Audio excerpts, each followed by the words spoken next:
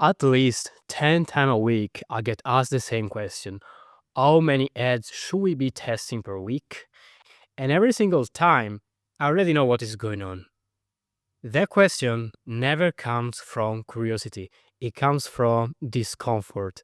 Something feels off, performance isn't stable.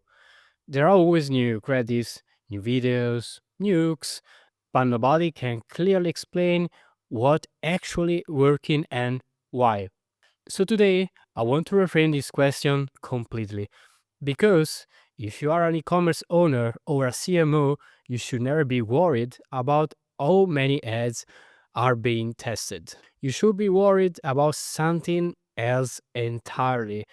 And by the end of this video, you'll be able to tell very clearly whether your agency is operating with a real system or just uploading ads and hoping something sticks.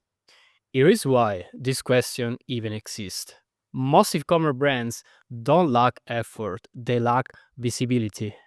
You see activity, you see movement, you see work, but you don't see logic.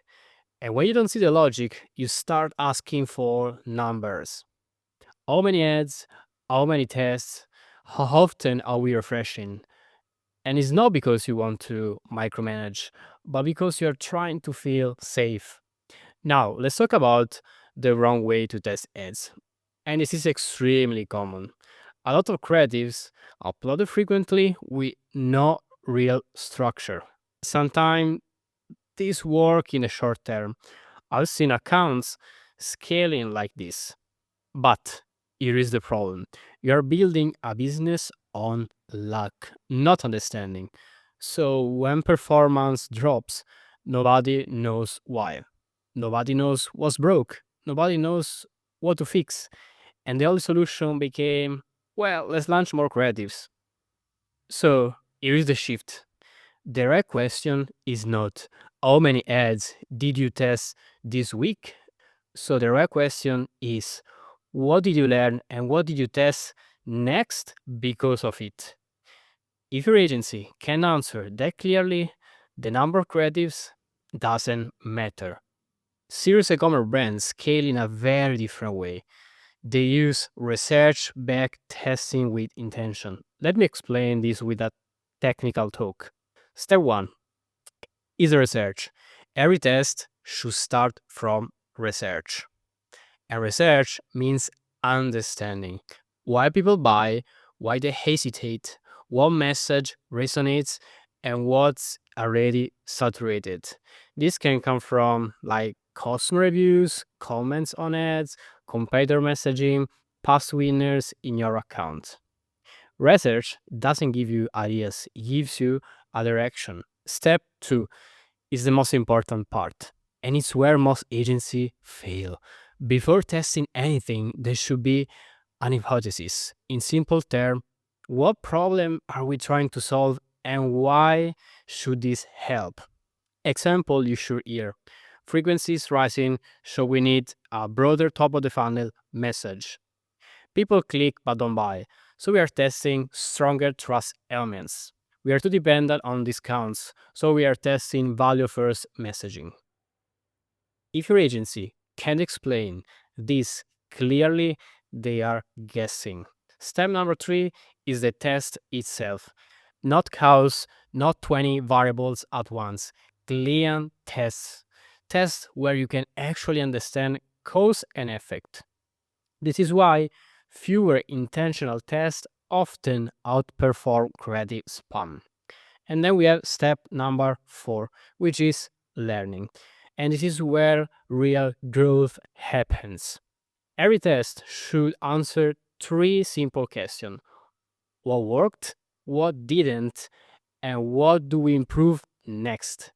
Even losing ads produce value, but only if you're paying attention. All of this I've just mentioned should live inside a creative roadmap.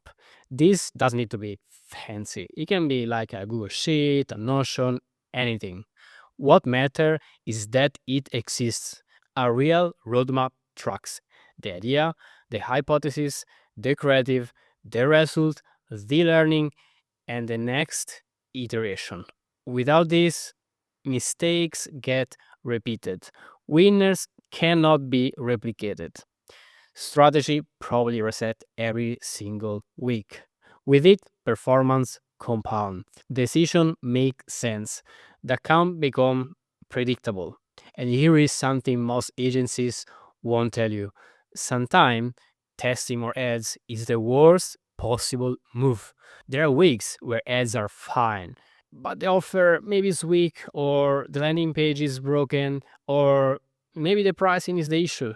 And a good agency knows when not to test creative. A bad one hides behind volume. So, let me give you a simple audit checklist. Try to ask your agency, next call, what problem are we solving with this week's test? What is the hypothesis behind each creative? How do you decide between a new concept and an iteration? What did we learn last week and what changed because of it? And how do you document winners so they can be reproduced? You can even try, when would you stop testing ads and focus on offer or landing page instead? Or can you show me your creative roadmap from the last 30 days? And if those questions don't get clearly answered, they tell you everything. Small brands obsess over tactics. How many heads, what budget, what campaign type, while bigger brands think differently. They care about the system. They want predictability. They want clarity. They want to trust the process. That's why we talk publicly about how we think, not about tricks, because process attract serious clients. So how many ads should your agency test per week? There is no fixed number. Sometimes it's zero, sometimes it's a few, sometimes it's many. The number is not a KPI, the system is. If you're already spending around 30K per month and you want an honest assessment on your process, we can walk through it together and show you exactly what we would change to scale further your brand. You can apply to this assessment just clicking the link below the video. You can book the call and we can have a discussion together. See you next video.